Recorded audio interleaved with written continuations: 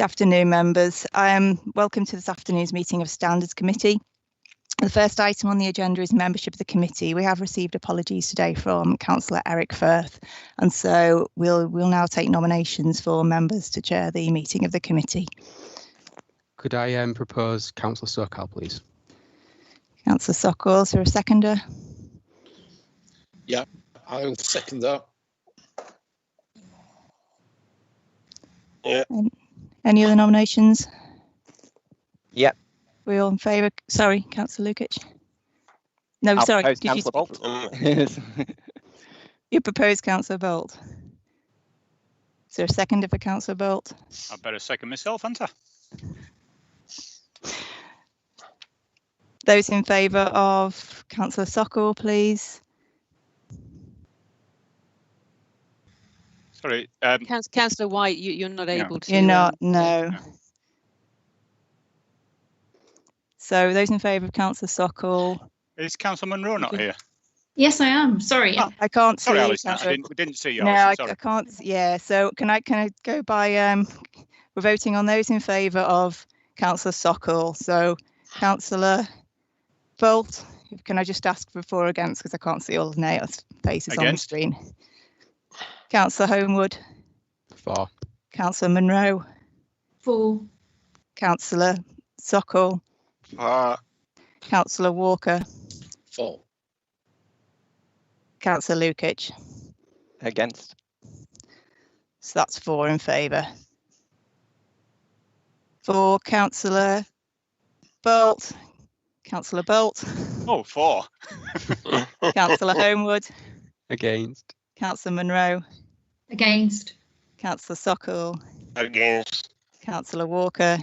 Against. Councillor Lukic. For. So Councillor Sokal is appointed to chair the meeting. Thanks, members. Yeah, thank you. Thank you, members. Yeah, giving me confidence to chair this meeting. Yeah. Can I first of all, I welcome 2 members. They are not new members, actually. They are new to this committee. Councillor Rob Walker and Councillor Alex Lucas. So you are welcome to this. I think Paul White have been before as well. Yeah. Thank you for all. Can I, before start the meeting, yeah, I've been reminded and gone through the agenda. I think the most of the item on there, they are not today decision making. They are just on here to debate and to note the recommendation by officer. So thank you very much. Yeah. Membership of the committee, we already heard Councillor Eric Firth is not attending this meeting and the apology. Any other? They all here. Thank you. Minutes of the previous meeting.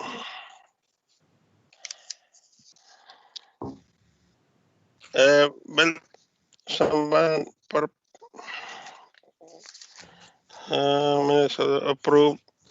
the minutes of the previous? Will someone propose to approve the minute? Because Martin was here, James on board. And yeah, I'll move them, Chair. Yeah. A second. Yeah. Thank you. Item 3, interest. Any member have to declare any interest? None. Should any discussion about town and parish councils arise, Chairman, just to clarify that I am a member of Mirfield Town Council, and indeed I am the town mayor for the ensuing year. Yeah, Councillor Munro. Yes, thank you for doing that, Councillor Boat, because I'd like to declare the same in that I'm also a parish councillor at Kirkburton Parish Council. Thank you. Yeah, any more? No, thank you. Item 4, admission of the public. I don't think there is any item. There's no exempt items, Chair. No. Item 5, deputation and petition. None received, Chair. None received. Thank you. Item 6, public question time. There's no questions received, Chair. Thank you. So we go direct to the item 7. Code of Conduct Complaints Updates. Yeah, okay. Please, I'm going to Julia. Chair David Stickley is with us, and he's going to introduce the report and open for discussion. Yeah. Okay, for the benefit of any members that haven't attended before, this is a standard report that we produce every time for the committee. So it effectively is the same structure and the same format as the one from last time and the time before. Its purpose really is to give you an update of what's gone on complaints-wise in the last 6 months. So that'll be complaints that have come in, what they've been about, where they've come from, i.e. members of the public, or where they come from other elected members or indeed officers, and what's happened to any that were carried forward from last time. So it's a bit of a snapshot, if you like. One thing that I know has been picked up on is that we've had a fall in the number of complaints, but I think we need to look at that in context, which we will do when we go down and look at some of the graphs that are on the back. But since the last report to this committee, we've had a total of 16 complaints relating to alleged breaches of the Code of Conduct. And one of those is a multiple complaint relating to 6 councillors. All 16 relate to Kirklees councillors, and there's a total of 13. So none relating to town and parish councils in this period. What we've found of those 16 is 13 weren't progressed after the initial assessment that's done by Julie in her role as monitoring officer. We've got one that was not pursued by the complainant. They were asked for some further details and further information and didn't come back to us. So we then put them on notice that we would take no further action if they didn't. So that's been effectively closed off because it wasn't pursued. And the remaining 2 are relatively recent, so they're still being sort of effectively looked into. Information's being gathered, and we're looking into those. So we had 18 carried forward from the previous report. Most of these have now been concluded. None ended up going through the formal complaints process, and 3 were closed because the member that was complained about had ceased to be a member, and it was not really viable for any sanctions to be imposed, because you can't really impose them against somebody that's no longer a member. So I think the monitoring officer took the decision that there was no point in pursuing those. Another one was closed due to the complainant failing to respond. 5 were found on investigation not to have been breaches of the Code of Conduct and were closed at the informal stage. And there's some repeat complaints relating to a member of the parish council or one member of a parish council. And basically the monitoring officer needs to decide the best way forward to deal with those. As I said, they are repeat complaints about somebody that has been subject to a number of complaints previously. A number are still under investigation, 5, but it's anticipated these will be completed shortly. And I think we need to sort of really put this into context at this point in terms of the workloads that people have had. So it may seem sort of perhaps inefficient, if you like, on our part to be coming back and saying some of the complaints that were carried forward still haven't been fully resolved, but it's largely a byproduct of the fact that it's been rather an unusual year, and some things have fallen down the list of priorities, unfortunately, and sometimes dealing with complaints, unfortunately, has fallen down the list of priorities. So 2.3, that's the section about what was in the previous report. We had 44 complaints in the previous report. So there has been quite a significant drop, but I think, as I mentioned earlier, I think there's a reason for that, and I think we need to sort of perhaps take that out of the picture and look at the overall trends if we're looking at whether complaints are rising or falling. There's a little bit in the report about how that compares to the current period in terms of the nature of the complaints, i.e. relating to member behaviour or social media or anything like that. One thing we've noticed, and we've actually put some graphical information about this, is we've seen quite a rise in the number of complaints about planning. So I don't know whether it's just more of a political hot potato or a hot potato, or whether people are just more motivated, or whether we've just been in a position where we've had a greater number of controversial planning applications that have resulted in people complaining.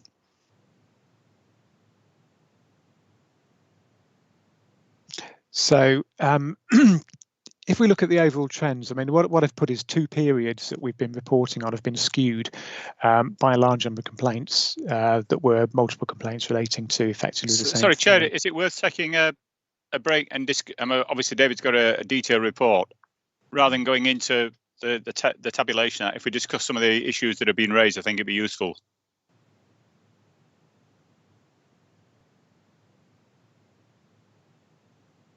Is the chair going to respond? I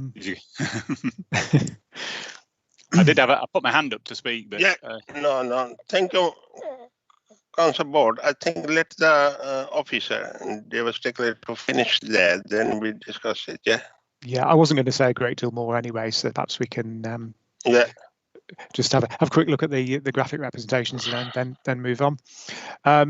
So if we go down to the Appendix A, obviously again, for the benefit of the members that haven't been here before, the first graph you're looking at is a standard graph we do every year. Some of the other graphs I've tweaked, and that's one thing I wanted to get some feedback on, whether you think they're an improvement, or whether there's anything that you think would make things easier for you to understand and look at trends. But the obvious thing, if you look at page 15, the graph on there, is you've got two periods where we have a very, very large number of overall complaints. And I think those are the two that I've referred to that have skewed the results. It makes it look like we've had a really good fall in the number of complaints. But if you actually look overall and take those two out of the picture, last period we've had the second highest number of complaints if you take those two exceptional months out of the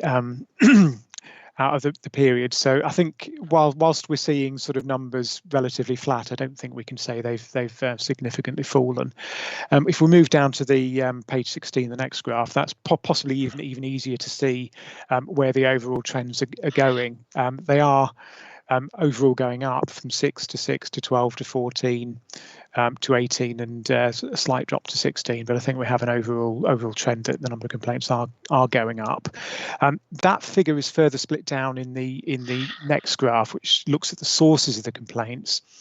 And what you'll see is it's remained unchanged in as much as the vast majority of complaints we're getting about member behaviour is coming from members of the public. The red ones are the numbers that have come from other members, and the green ones are ones that have come from officers. The rest, the blue ones, are all that have come from members of the public. And the next graph on page 18, that's just a split between town and parish council complaints. So what you'll see is in the 2 periods where we've said the figures have been quite high and quite skewed, they've been skewed by quite large numbers of complaints about behaviour by members of town and parish councils. So if you look at the complaints about Kirklees members, they've been, yes, last month there was last period rather, there was a large number. Again, I think a lot of those were multiple complaints that related to issues around the planning process, but we've seen that there is a definite uptrend there. It's certainly visible, so I don't think it's fair to say that we've seen a drop in the number of complaints. We have on paper, but I think in terms of the general overall picture, they're rising. And the final graph, that's a new one, that's a new entrant this time around. That's a split between basically what the complaints are about, and it cuts across complaints that are about behaviour in committee meetings, as well as behaviour that's outside of committee meetings. So the 75% there of planning that we're saying 75% of the complaints have some kind of relationship to the planning process. That includes people complaining about what's happened at a committee meeting, as well as what's happened as part of any other planning process. So that's the end of that report. I know there's some lots of hands up, so I'm sure people have got questions they want to ask. But one thing I wanted to get some feedback from you is whether you think that graphic representation is good, bad, ugly. Any suggestions for what you would like to see that would help make it easier for you to track what's going on? Thank you, David. Thank you, Julie, you want to say or to add anything to David's report? No, I think David's described very thoroughly the outcome of complaints over the last 6 months. So I can see there are lots of hands coming up. So there are going to be lots of questions, I hope, and some a good discussion. Yeah, thank you. Right then, first one is Martin. Yes, thanks, Chairman. A couple of things. It takes me back to the early days of Match of the Day, did that, David? The red and green colours represent so-and-so. But for those of you who've got the printed out report from committee in black and white. Oh, if they're not printed in colour, I do apologise. I know it's online, it will be in colour, but those of us on the committee who get the printed form, they don't afford us the luxury of coloured paper. But I think, yeah, we can make out the different 2 shades of grey, which is something that we often talk about on this. Interesting as well, I can fully see where residents, what we used to term as I'll probably rephrase it now to the person on the Clapham omnibus, the frustration they would see with the planning process. I've been what Kirklees calls an observer. I think that, again, that's a misnomer because I never observe at meetings, I usually participate. But the situation at a planning meeting, one of the few key decision-making committees that Kirklees has, something that has a direct impact on everybody, on the residents around there, and yet the process, to me, is totally wrong as a participant stroke observer. You get the situation on a planning committee where an application is proposed for discussion, but the proposer of that application is the last person to speak, which is totally ridiculous in any democratic situation. And I've seen that where an applicant has spoken after considered, researched and nuanced comments from residents and their professionals, and just dismisses it, and there's no right of comeback. The planning committee, from a member perspective, is one where it seems that we as members, every other committee, if a colleague turned up for this committee, for example, according to our procedure rules, with the exception of voting, that colleague would have the same rights of address as any other member of the committee, but not on planning. And again, that's ridiculous, because when people are proposing things that have a massive impact on a community, the ward members as representatives should be given every opportunity and every courtesy to represent their community. So I can fully understand where the frustration goes. I'll take that even further, that I can fully understand and expect that you'll be getting some complaints from another ward, because I've seen a planning committee passed a decision. It's delegated to staff to implement that decision, and the staff are now bringing it back to the committee and asking them to look again. How's that going to look to the members of the public? It doesn't look very good, I can tell you from the people that I've spoken to. Again, we talk on this about the town and parish councils, and I will rehash my thing. We get a lot of complaints about town and parish councils, but it would seem that there is very little that we can do in the way of sanction. One of the key things, and I was trying to bring up some terminology from a previous report where we sat and considered something. The code of conduct and everything else is quite emphatic. You must comply with the outcomes of a standard hearing. You must comply with the code of conduct. But where people don't do that, sometimes it's not even progressed to an investigation. And the issue that we've got in paragraph 2.21, 3 were closed because the member had ceased to be a member. this is a strange one, that if someone was to complain about a parish councillor, and that gets taken through whatever process, and the parish councillor resigns, there's no complaint. Yeah, in any other sphere, the process would be completed, and that would lie on record, because it would. Yeah, we've seen this on a number of occasions where people have left bodies and come back to them. We've had a situation in Kirklees where somebody has been a member of 3 different wards. I think that was a record.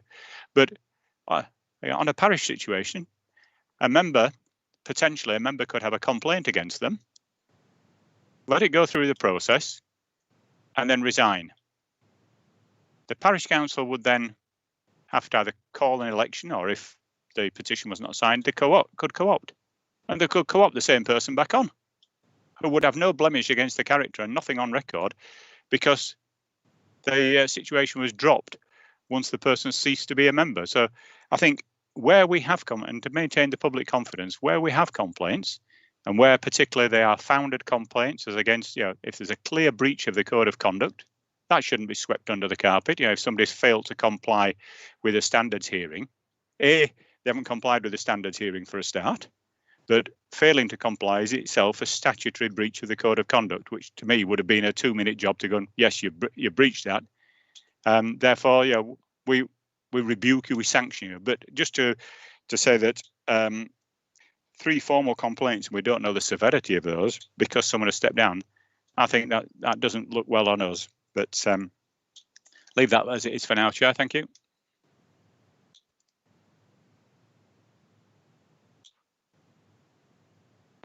Chair, you're on mute. Did you want to comment? Apologize for that. No, I'm asking David, you want to come back now, or let other member to say something? I don't know whether Julie yeah. wants to come back. I don't know whether Julie wants to come back on this one, because obviously Councillor Bolt's referring to a decision that Julie made in her capacity as a monitoring officer. Yeah. But Well, I'll come back and comment. I know we've got 2 Yeah. people who've got their hands up who may want to declare an interest as well, actually. But I'll come back and comment. And just firstly, I note the comment in relation to the planning process, but the committee is to talk about behaviour rather than the planning process itself, Councillor Bolt.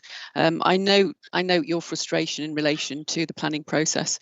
I think a number of members may also feel the same, and I think that actually this may come up in discussion later on, in a report later on, because I think that when we look at the 3rd report on the agenda today, which looks at the LGA Code of Conduct and also looks at the survey that we carried out, I think that there are probably a number of things coming from that around the understanding of members of the public about some of the things we do as the council. I think it's very clear, and I'm sure that will come out in the discussions later, that people don't necessarily understand what the council does, and that sometimes leads to frustration about councillors and their role, and the council and what it does. And I think probably there's a piece of work that we probably need to do moving forwards, which I think we all need to talk about in more detail at this committee moving forwards, about actually how do we engage better with members of the public so that they know what to anticipate and what to expect. Planning is obviously a source of that frustration, but I can also see that is in other places too, or it sort of remains in terms of other things that the council does, and an understanding or misunderstanding about the council's role in some of those things. I note your comments in relation to the 3 matters that are dismissed, and we've got to be very careful in terms of what we say here, because for obvious reasons, which I can't share here actually, because it relates to something that obviously Martin's Councillor Bolt is familiar with. I understand your frustration and concern. Some issues probably may not have gone further forwards anyway. But actually we can't, if somebody has resigned a position, it's not possible to continue to carry out the standards process in relation to a district council member or a town or parish council member, because there are no sanctions available in relation to those. I hear what you say in relation to it being on record, but maybe that can come up in any changes that we make to the code of conduct moving forwards, when we've had the opportunity of reviewing the survey and thinking about the LGA code of conduct and the extent to which we want to adopt that. One of the key issues, though, is sanctions, which you rightly touch upon, which is that there are very few sanctions available through the local code of conduct. I think that was recognised by the Committee in Standards on Public Life, which recommended that those sanctions be strengthened. You know, that's still a piece of work which is ongoing, and you know, it would be helpful to have more ability to sanction people moving forward, should that be necessary. And I think that also comes out in the report that we'll be discussing as the third full report on this agenda, in terms of people's views around the appropriateness of the sanctions and how effective that they are. So hopefully, well, I'm assuming we will continue this discussion as this meeting continues. Thank you, Julie. Councillor Alison Monroe. Yeah. Thank you, Mohan. It's in relation to a declaration of interest, which I feel I really need to make in relation to the previous period of complaints. There was a person made 2 complaints about me, and I just needed to declare that. Those are in the previous period, not the current period. Thank you. Thank you, Councillor Monroe. Councillor Alex Lucas. Thank you, Chair. First of all, as suggested by Julie, I'll also declare another interest, which is that I have an open complaint against a member at the moment. It does actually relate to COVID regulations as well. In this report, it's been mentioned that there have been a number of complaints regarding alleged breaches of the COVID regulations. And of course, that's a very serious matter during a pandemic, in terms of the example that elected members of all stripes and public officials would be expected to be setting. So it does reference a reminder email that was circulated by the monitoring officer. And what would be interesting to know is whether, since that reminder was circulated, have there been any further complaints about alleged breaches of COVID regulations, or has it sort of ceased since then? The other matter, I noted there was multiple complaints about 6 members. I'm assuming that just counts as 1 towards the total, unless informed otherwise. Yeah, that's correct. Thanks, David. Also, of course, noting a number of complaints made about behaviour in virtual meetings. And as it's just been announced, or that we're expecting that meetings will be returning to in-person unless there's new legislation going through. But of course, there will be ongoing discussion about remote participation in council meetings and potentially hybrid approaches. I think maybe a lot of the issues that have been, some of the issues that have been seen, maybe in other authorities as well, mainly relate to the fact that people haven't really had a choice. They've had to be at home with the various distractions that can go on at home, which sometimes doesn't give the appearance that that local authorities would like ideally. So we'll see how that develops. I was just wondering if Julie might be able to come back about the COVID regulations. Have there been any further complaints in that regard since the reminder was sent around? Thank you. Thank you, Lucas. Julie?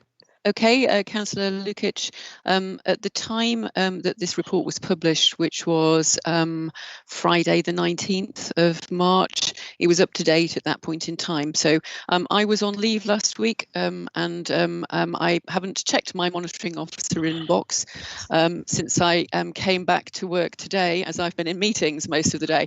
But David and I spoke earlier, and I'm not aware that there are any that have come in which relate directly to COVID. So in answer to that question, unless David corrects me otherwise, I don't think that there's anything relates to that. I think there was one, but it came in sort of very much around the time that the email went out. So it's difficult to say whether what was complained about occurred before the reminder email or not. But yeah. Thank you. Yeah. Okay. And that has been recorded in the report, by the way. Thank Okay. you. Is it? Do you want me to comment on remote meetings or not? Happy to or not? Yeah. Yeah. Okay, so it might be helpful to just give you an update. Obviously, as you know, there's no parliamentary time, as I understand it, to consider an extension of the current legislation, which allows us to have remote meetings. That has meant that one of the councils through the LGA has made a challenge, which will be considered in the High Court. I understand sometime in April. That is to get an updated interpretation of the Local Government Act 1972, which requires people to be present at meetings in person, and to update that understanding or interpretation of the that obviously very new act, which is, I say that tongue in cheek, it's nearly 50 years old, to interpret it in a more modern way, as being present virtually is also is sufficient, and we won't necessarily all have to be present in person moving forwards. I think that the great hope of all councils, I think particularly monitoring officers like myself, and governance and democracy services, is that that will be clarified very soon. So we're not left in a situation where we have to hold meetings where we're all present, as that will probably raise a number of risks for us, particularly if we look at the current roadmap out of COVID. So let's hope that the court date in the High Court is expedited soon, and that there is a helpful interpretation of the legislation to mean that we can be present virtually in meetings moving forwards, and that would constitute a legal meeting where legal decisions can be taken. Hopefully that's a helpful update for you all. Any further question, Councillor Lucas? No, not at the moment. Thank you. Thank you. I think Councillor Homeboard or Councillor Walker, I'm confused. Who is first? Is Councillor Homeboard? Yeah, I'm happy to go. Yeah. I think we put our hand up at the same time, so I'm sure it doesn't matter. Thank you. Yeah, just a couple of quick points / questions, I suppose. So just on the COVID complaints, it obviously sounds positive that those have reduced since that email's been sent out. I just wondered how you kind of went about assessing those. So obviously it was concerning enough to require an email to be sent out, but I just wondered, have the majority of those complaints just been closed? I guess they're difficult to investigate. If somebody says such and such a person wasn't adhering to the rules, it's not an easy thing to investigate. But I just wondered whether in most cases those complaints have just been closed, or whether the individual councillors have been spoken to or were made aware of that. I'm not quite sure how they were dealt with, so just good to understand that. And the second thing was just on planning. I think, again, it would be really helpful to have a little bit of greater understanding around what the nature of those complaints were, because I think, as we've sort of discussed, if it's just because they're contentious planning issues and people aren't happy with decisions made or feel that their views weren't listened to, it may well just be that that's just their perception of that.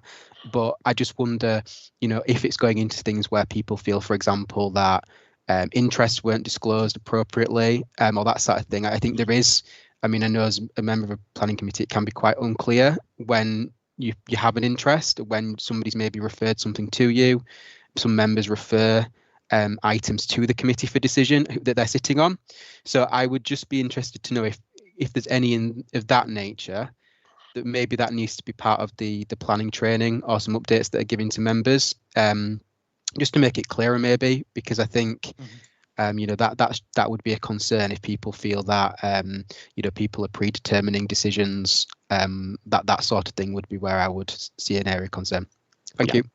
Thank you. Okay, Good question, David. You are if I can come back, and obviously Julie can come back as well if she thinks I'm misinterpreting something. With regards to the COVID complaints, obviously we've looked into them, all of the ones that have been received, and unless Julie is going to correct me, I believe Julie has made contact with all of the members that were complained about to explain that a situation had arisen, and asking for them, to provide some form of explanation. I think most of them have been dealt with on an informal level.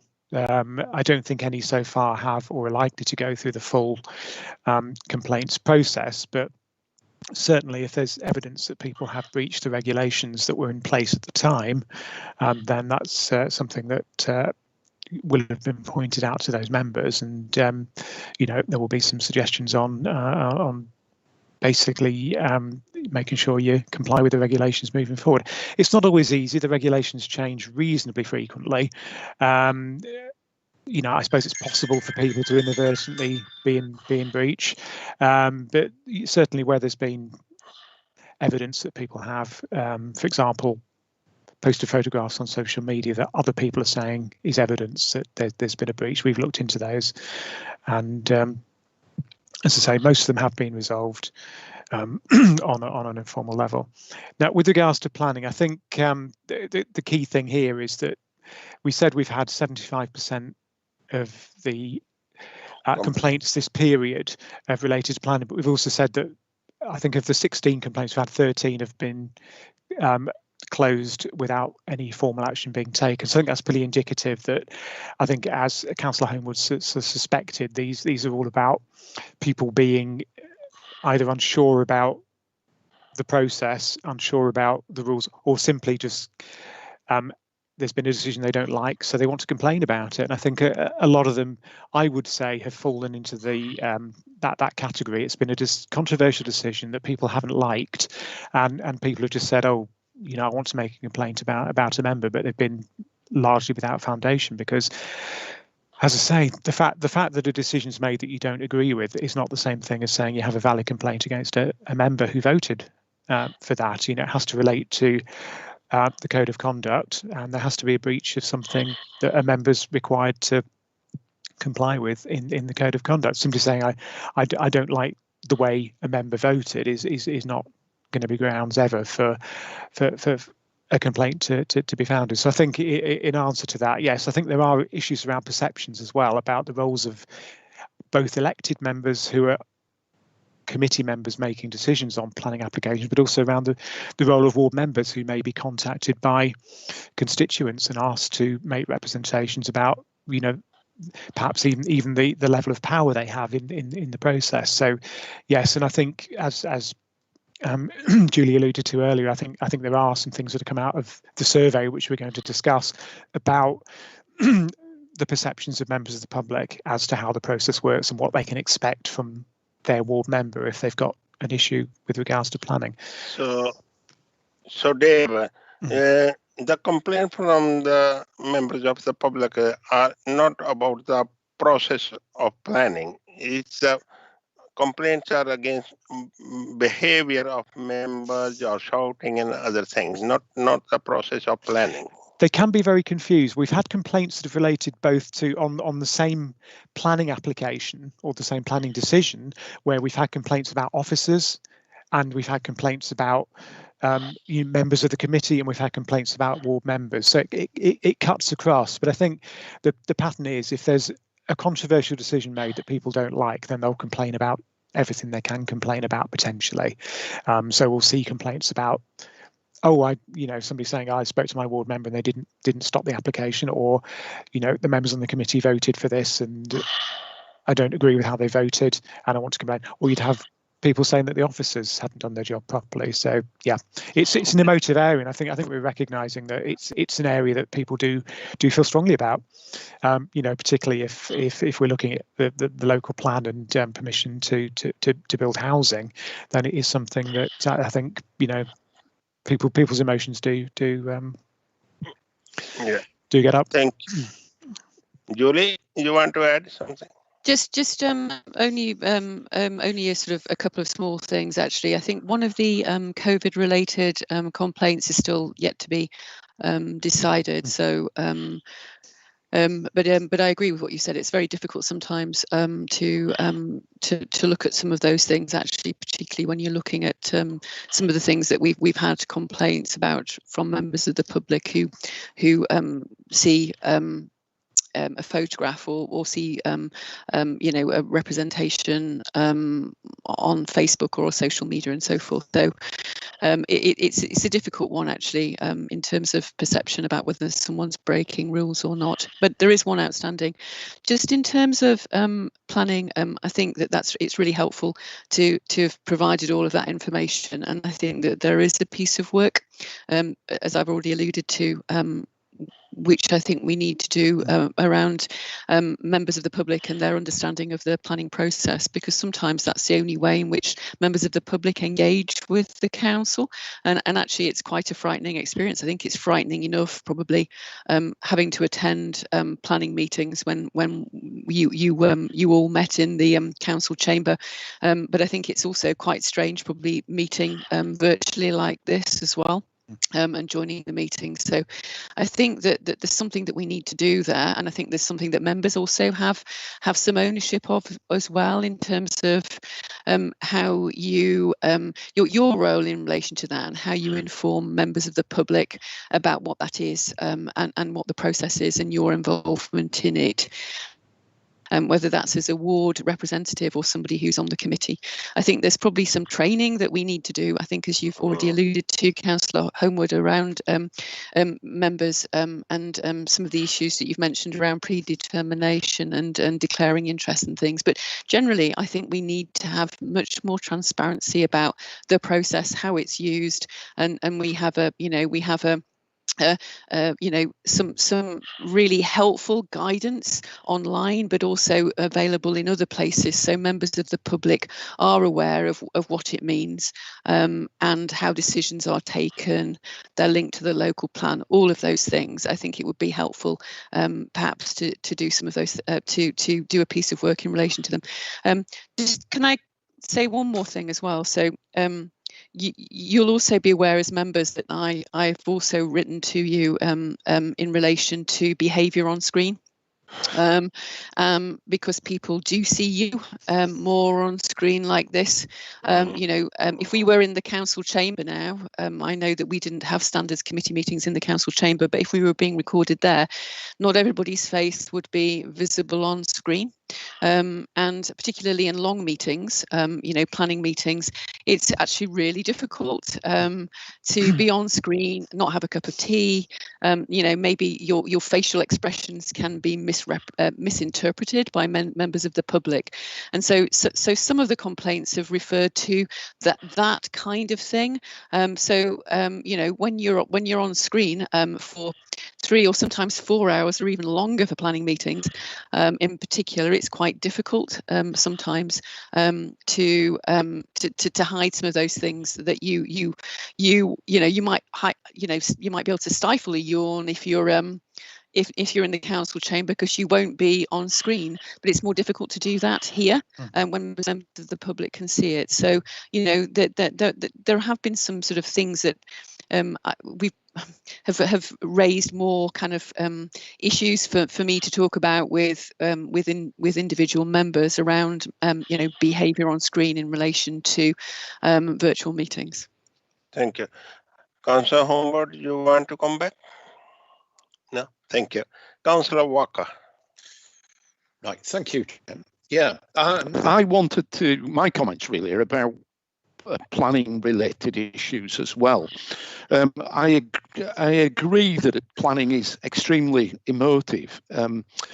What worries me is the balance between the right of people to make complaints and question the way that committees operate. I think that is extremely important, because I think the whole process does need the opportunities for scrutiny and for challenge from the public.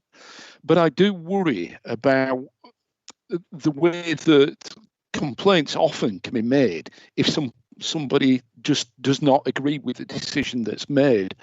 And I worry that that can intimidate people on the committee. Now, I sit on the strategic planning committee at the moment, and they're often quite emotive, the issues that are being discussed.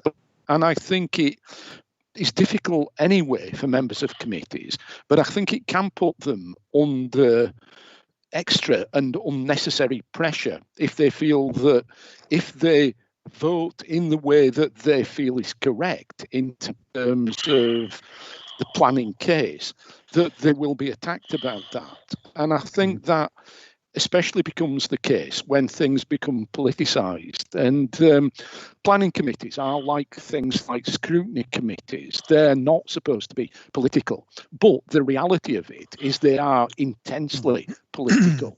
And you can see often as we run up to things like local elections, and we've got some really contentious cases, they become probably the biggest local issue that can be at stake, really, when we're coming up to local elections. And I do worry about this. I do worry about whether or not that means that we get the best out of people making objective decisions within planning meetings. Yeah, that's an observation, really, rather than a question. Thank you. Thank you, Mr. Walker.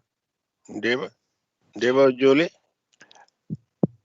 Yeah, I think it's an interesting comment. I think it should be noted, and yeah, very, very much so. I think you've got to say you've got to maybe sit down and think whether the fact that, you know, if you like, it's free to make a complaint, and we have seen what you might want to call a scattergun approach to complaints, where somebody's complaining against their ward members over the same planning issue, the committee members over the same planning issue, the chair over the same planning issue, and officers. Yes, you know, you may want to sort of you know, look at that. I mean, a lot of these complaints, if they are unfounded, will be dealt with fairly swiftly, and you know, the complainant will be told that you know, nobody's committed any breaches of the code of conduct, because, you know, it's not a breach of the code of conduct to simply vote one way or the other. But yes, it may well be that it does have an effect on members if they think, oh, this is going to be a contentious application. You know, perhaps I should be a bit more cautious in what I say or do than I might be otherwise, because, you know, perhaps I am going to be held to account by members of the public. Yeah. Councillor Walker, you want to come back? No, perhaps just to say one thing I've just thought about is that I also worry as well about sometimes how planning committee meetings are reported in the local press, that they do pick out individual members of committees and comment on the way in which they've voted on particular cases. And obviously, again, it's like the right to complain. It's very important that, and it's important that the local press reports on things. But I just worry sometimes it's kind of slipping over into the territory where individual members of committees are being kind of publicly attacked, which, I personally don't think is appropriate. Yeah. Okay. Thank you. Yeah. You are right, Councillor Walker. I've been on the planning committee for well over 20 years. You know, in the previous year, the press never attack any individual or name any individual or political party name on the planning decision. Now it's happening again. Yeah, I think we need to, our press need to think about that. Yeah, thank you, Councillor Board. Can you keep it? You want to come back? Can you keep it brief? We still got another 2 items to go. Meeting finished 3 o'clock. Thank you, Councillor Board. You're on mute. Councillor Bold? Keep it even shorter if I talk. Yeah. The issue that Rob just mentioned there is something that is worthy of note. That members do need holding to account, and if the avenue through that is through the press, then when a member of a planning committee about a controversial issue where an area is liable to flood says that on balance I think it's worth taking a risk, that's quite legitimate. I think that the media would quote that and quote the person who said it. Yes, we have to be accountable for our decisions and our comments. Now, it's been mentioned that maybe there's a need for planning training. I was always under the impression that before you could sit on a planning committee, you had to go on a planning training course and have an annual upgrade on that. If we could have a confirmation. The only time I'm aware that that didn't happen is where a significant number of members of what at that time I think was the Planning and Highways Committee sat in judgment on a major application in Murfield. I found that most of those had not been on a training course, but Kirklees then said, oh, it doesn't matter, we'll take it that the others had. So there's a continuity issue with that. Interesting, we talk about the behaviour of councillors, and I think this is probably something of a microcosm that we're looking at Kirklees behaviour. These are not national standards. If anybody watched the behaviour of members of Hull City Council the other week, an ancient institution, the Lord Mayor of Hull and Admiral of the Humber, their behaviour was the kind of things we used to see in the 1980s in the Kirklees chamber, directly attacking people, heckling, etc. And Wakefield also was another one I saw where that kind of personal attacks go on. So is it a national change where we're not supposed to interrupt, where you're supposed to or be gracious even when people, and some of the behaviour that we've had in Kirklees, where it was intimated at a recent meeting that national government policy was killing people. That is reprehensible to say that. There's no proof of that, but the mayor has allowed members to go on making statements like that without any proof because of their right of expression. Talking of behaviour, and one of the things that I know talking to residents, present company accepted, is some committees that you go on, the staff expect a right of audience.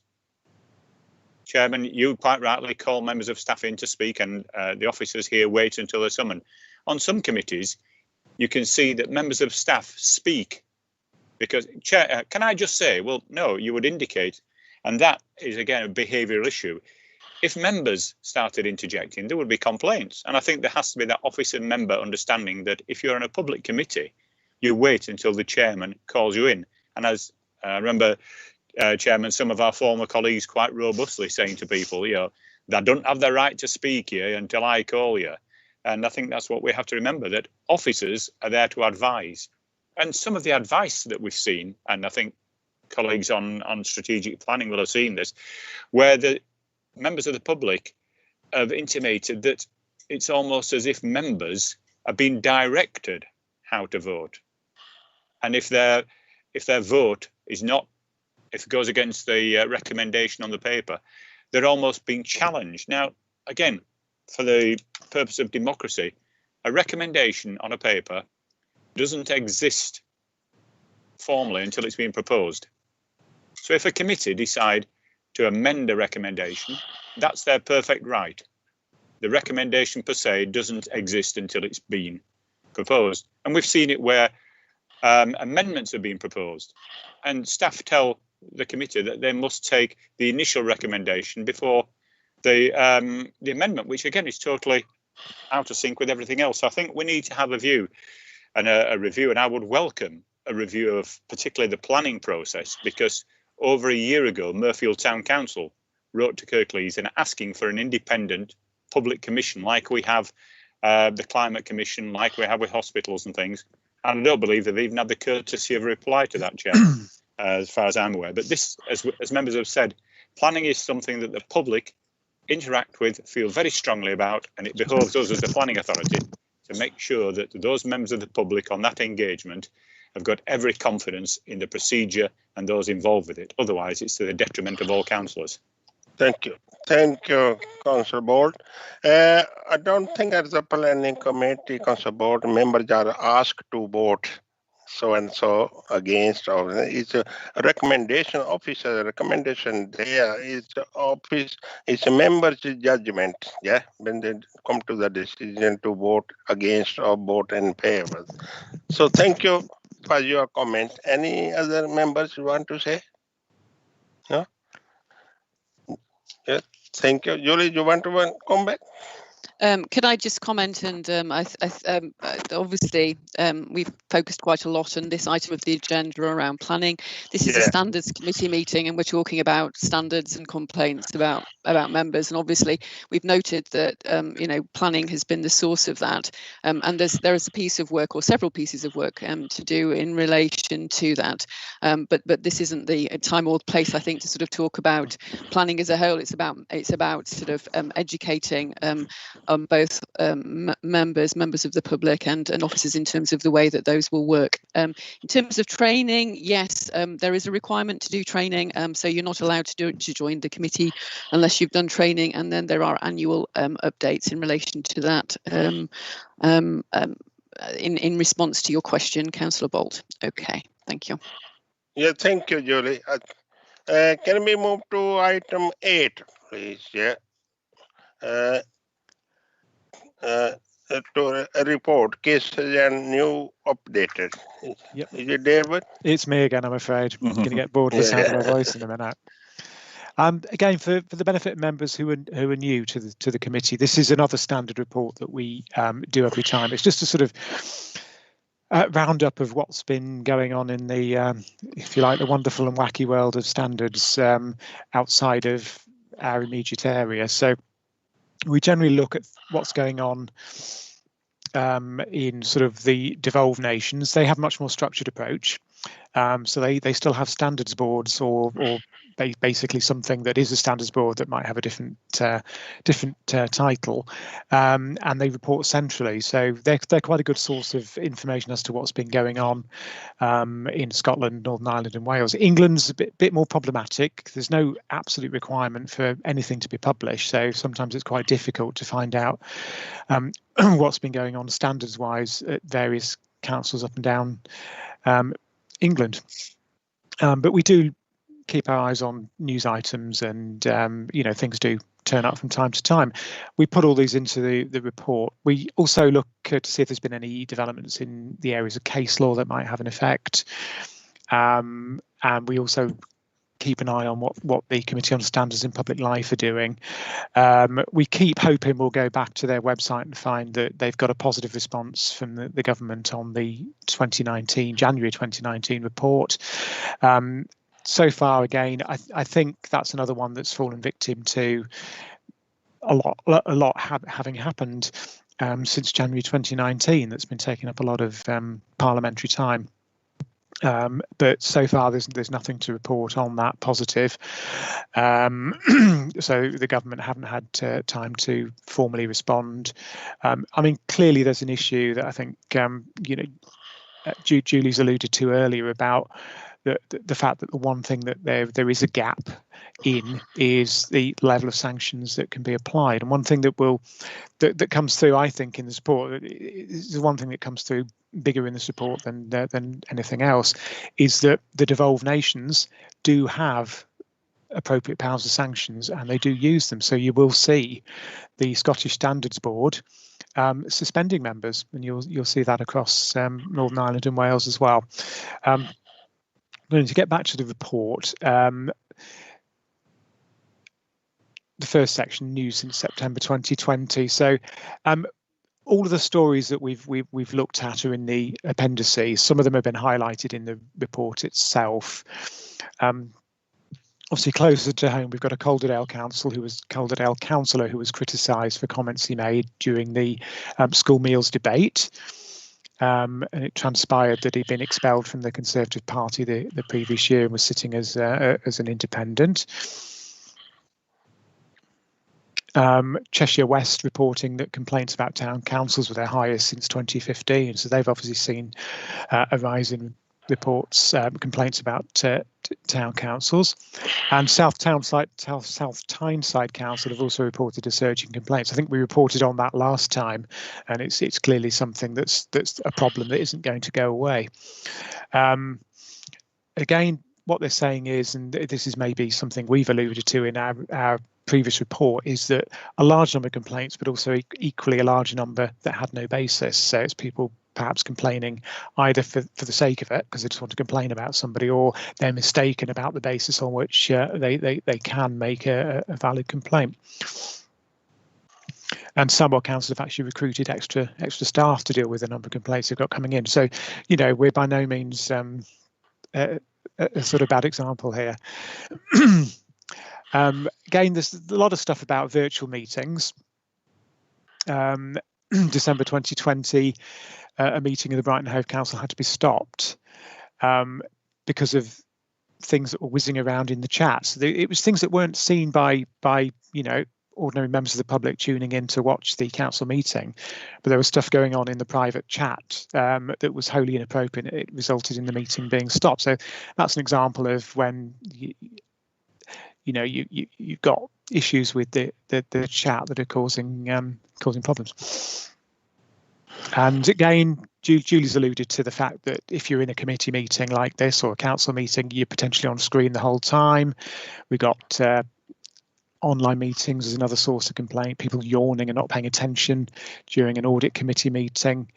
And of course, you know, it's one of those things, if you're sat at home and it's getting late, then yes, you may yawn. But as I say, you're always on camera. So you're always going to get potentially seen by somebody who may want to kick up a fuss and suggest that you're not paying the appropriate levels of attention. I put in a little bit about the Welsh Parliament. They're consulting on a new code of conduct for their members. They have their own standards committee who proposed it.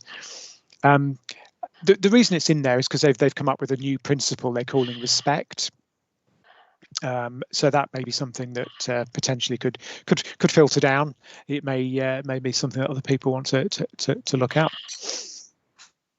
They did have an independent inquiry on bullying and harassment, and it's one of the things that came out of that in terms of a recommendation. January 2021, a former councillor was jailed after being found guilty of election offences. So these things do happen. He'd been charged with making false representations and perverting the course of justice. And of course, I don't think we could do a report on what's been going on in the wider world without mentioning Handforth Parish Council, which I probably don't need to say anything about because you've probably all seen it. Yeah, it's resulted in a number of complaints being made about the Parish Council to Cheshire East Council, perhaps unsurprisingly. So then, if you look at recent published decisions, the Standards Commission for Scotland, since we last reported, has held a total of 9 standards meetings, and 5 of those resulted in suspensions and 4 in censures. So, you know, they're fairly serious if they're resulting in suspensions. A lot of the censures have been around failure to declare interests, but the suspensions were for disrespectful behaviour. One for being convicted, and another one for disclosing confidential information. So these things are, you know, taken certainly very serious by the Scottish Standards Board. The Commissioner for Standards in Northern Ireland hasn't really been terribly active. I think that's largely due to the issues of working from home and COVID and the pandemic. They have a number of hearings that are yet to be listed, but no results on those. And again, in Wales, there's not a great deal seemingly going on in the world of standards in Wales, which again is, I should imagine, is attributable to the ongoing pandemic. I've not been able to find anything published on any local authority website in England about any disciplinary or standards hearings. Again, not been able to find any recent case law that directly reflects on standards, which is not particularly unusual, I have to say. It's not something that's before the courts a lot. Yeah, again, we're coming back to the Committee on Standards in Public Life and what they've been up to. They've been fairly quiet in the follow-up to the 2019 report. I suspect that's probably because they've done as much as they can do, and they're now waiting for the government to respond on their calls for some sort of more firm sanctions and various other bits and bobs. I did come across published minutes of a January 2021 meeting in which the chair reported that the Minister for Housing's office hoped to provide an update, but so far nothing's been published as having been received. The committee did also come back to us and ask us how we were getting on with the 15 best practice recommendations, and I think we reported to this committee previously that we'd pretty much adopted those. The only one that we hadn't adopted in full was one where there was a suggestion that we did a full consultation on any potential amendments to the Code of Conduct and the standards process on an annual basis. We took the decision that every other year would be sufficient. But I think we will check back, because my understanding is they've actually watered down the wording on that, just to say that you should do it regularly rather than do it annually. One thing the committee is currently doing is they're running what they call a landscape review of the institutions, processes and structures in place to support high standards of conduct. So that's something we'll keep an eye on. They're giving it the title Standards Matter Too. So again, that's something that I'll keep an eye on, and if there's anything that's relevant to us in this committee, I'll give an update on. So again, the only other thing we're going to report on is that, as you're aware, we have got the third report before the committee that is in respect of the consultation that we went out to the public with on the standards process and the Code of Conduct, asking for their views on where they think it should go, if they think it's good, bad, or indifferent. So I won't say anything more about that, because we're going to be coming on to that in the next report. Yeah. So that's all I've got to say, unless anybody's got any questions about that. Yeah, thank you, David. I think we don't need to go through all these highlighted cases in there, Appendix A. Yeah, but Councillor Board, you want to ask any question? Councillor Board. Thank you, Chairman. Yeah, a comment, having watched several streams from the Handforth.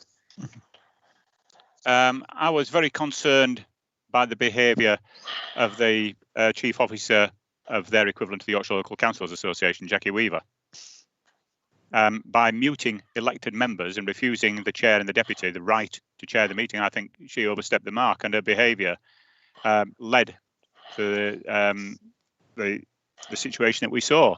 You know, again, members of staff don't have the right. I mean, I went through this when I was preparing to be mayor of Kirklees. You know, what rights do you have as a chair? You can't exclude people from a meeting. That has to go to a democratic vote. So that led to there have been problems in Handforth, as anybody knows. I mean, for a population of 6,000, they've had a heck of a lot of publicity.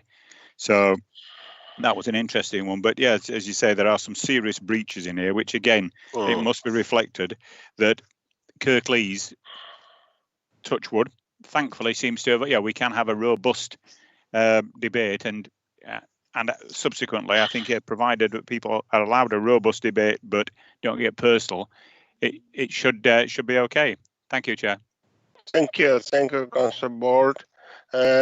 Any other members who want to raise any question or comment?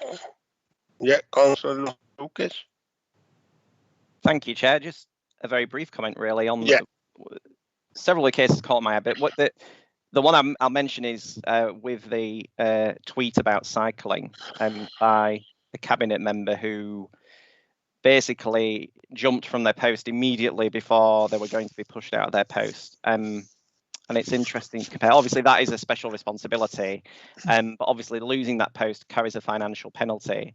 If it had come from a member without special responsibilities, there wouldn't have been any particular sanction in terms of financial penalties. Obviously, it could have been training and other things, but it's kind of hinting towards the next item and the sorts of sanctions that the public are interested in. So I just thought I'd mark obviously the financial consequences for that member just from one tweet actually made by a member of the public. Thank you, Councillor Lucas. If no other question or comment, can we move to can we note the recommendation officer just to note the report? Yeah, thank you. Can we move to item? Not only 15 minutes left. Item, no, 20 minutes, I think. Item, next item on page 71, item 9. So, yeah. That's okay. That's me again, I'm afraid. Local Government Association. Yes. Thank you, David. Yeah, this report has two strands to it, basically. There's the Local Government Association Model Code of Conduct, and then there's our own standard survey. Now, obviously, there's been a lot going on with the LGA Model Code of Conduct, a lot going on with the standard survey. We had a very, very significant response to the survey, and that's one of the things that, on the one hand, it's absolutely fantastic that wider members of the public have an interest in your behaviour and in maintaining good standards of behaviour. That's wonderful to know that people are interested in that. But what it means is that we weren't really in a position to bash around the data and the comments, etc., and present them fully here. So this is a sort of an interim report, largely. We want to get your feedback, obviously, and then we want to perhaps go away and have a sort of perhaps a workshop session and look at what the implications of the LGA report, the LGA draft model code are for our code of conduct, and also what the implications are from the standard survey for our code of conduct and our standards process. The two are intertwined.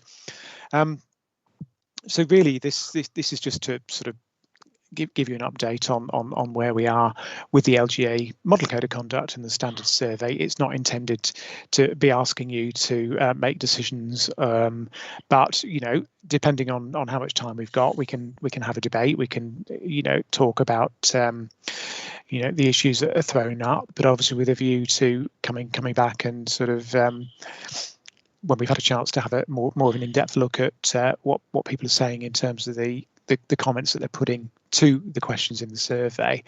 But the LGA Model Code of Conduct, it's obviously attached as an appendix. I hope you've had the chance to at least have a look through it. It's not particularly long.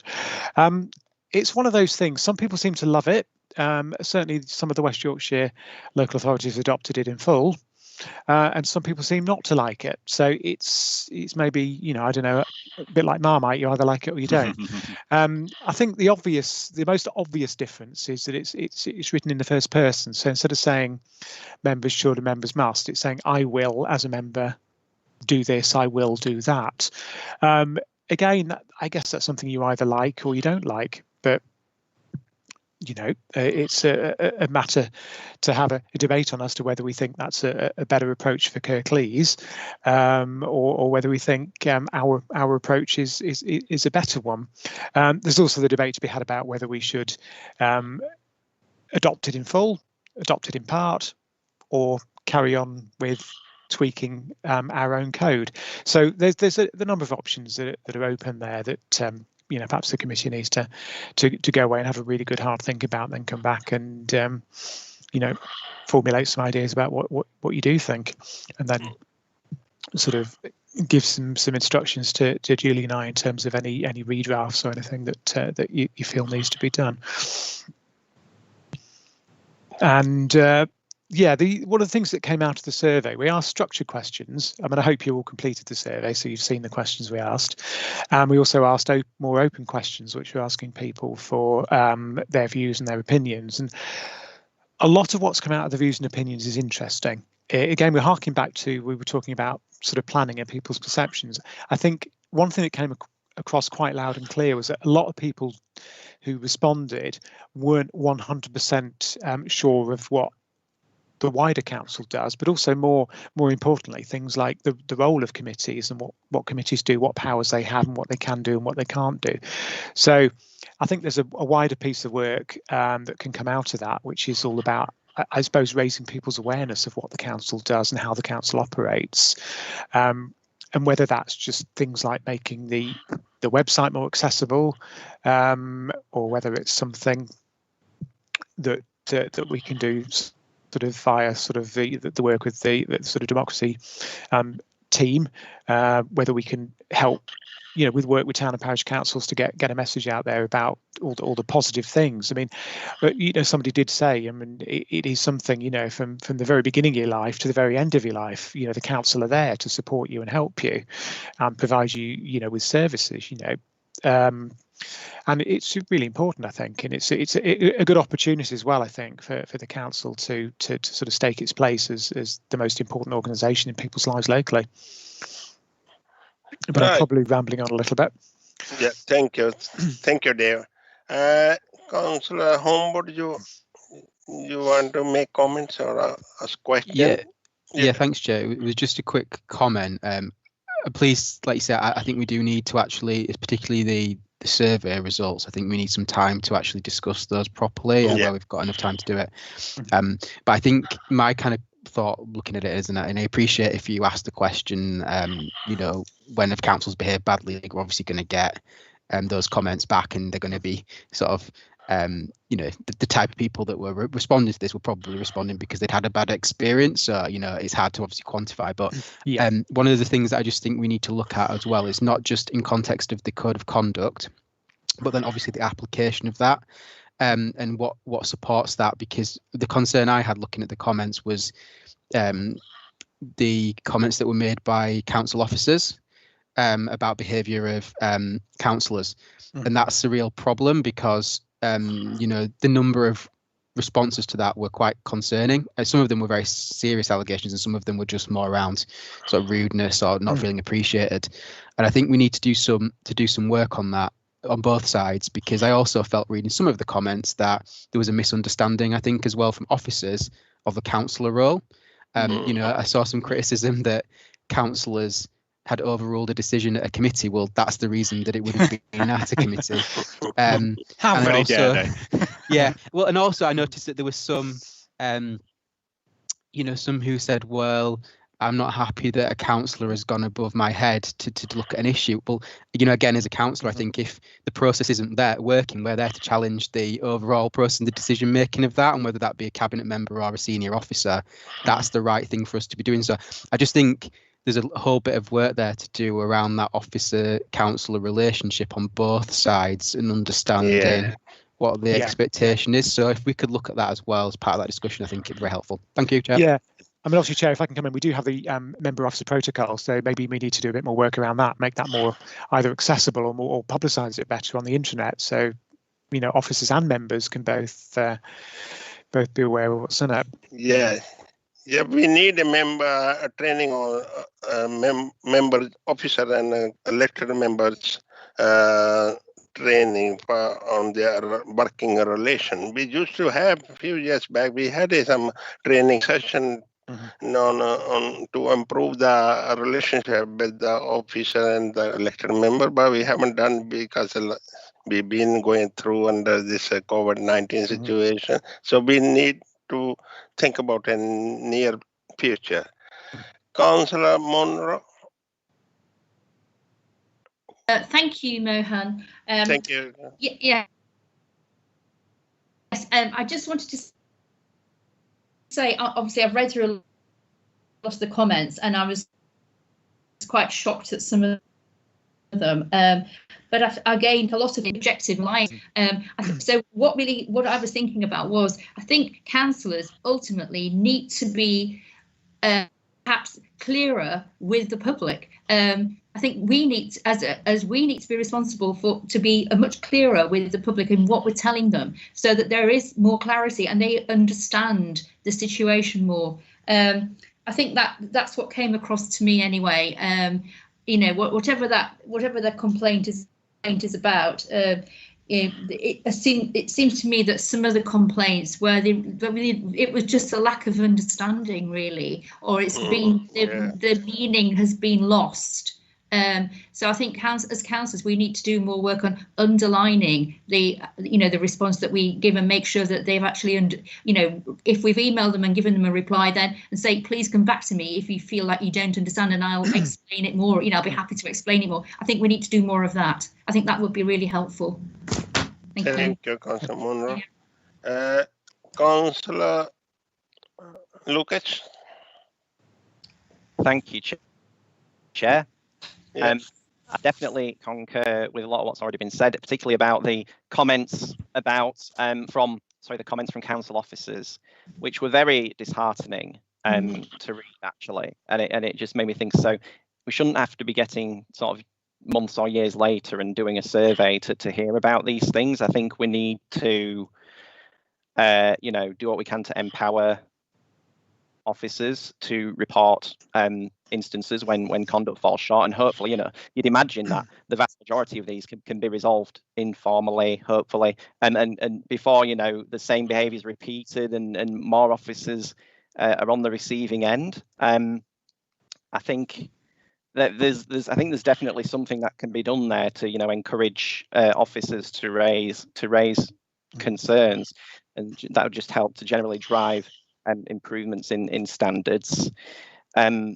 Turning to the LGA model code of conduct, I think there's a great attraction in following a nationally defined standard and saying, look, we're going to follow this benchmark, and I think I don't think we should try to deviate from that for sort of nitpicky reasons like minor variations in gift amounts and things like that.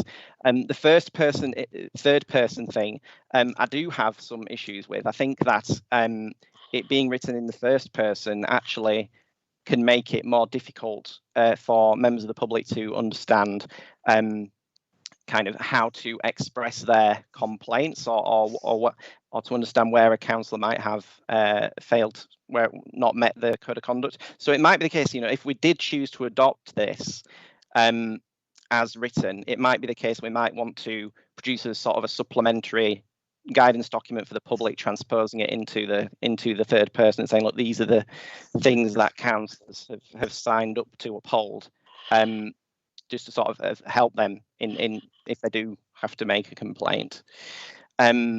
The actual responses to this, to the number of responses to the survey was really good. I think the very strong response rate, showing very strong feelings about the powers we've got. Obviously, they're not within our control in terms of financial penalties, suspensions, and so on. But there's clearly an appetite. Obviously, it's a self-selecting audience to an extent.